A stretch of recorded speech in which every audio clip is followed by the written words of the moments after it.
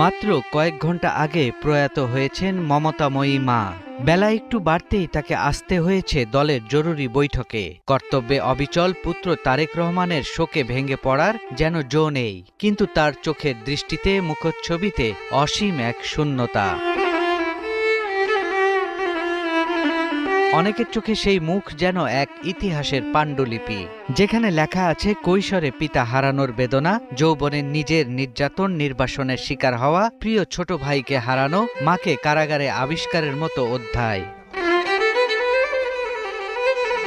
বিএনপির ভারপ্রাপ্ত চেয়ারম্যান তারেক রহমানের মলিন মুখায়বের ছবি দেখেই পড়ে ফেলা যায় ভেতরের শত বেদনার গল্প। তারেক রহমানের ব্যক্তিগত জীবনে ঘটে যাওয়া একের পর এক বেদনাদায়ক ঘটনা। চুল পড়া অনেক কমে গেছে। থ্যাংক ইউ মা। চুলের ভিটামিন জুই মাল্টিভিটামিন কোকোনাট অয়েল।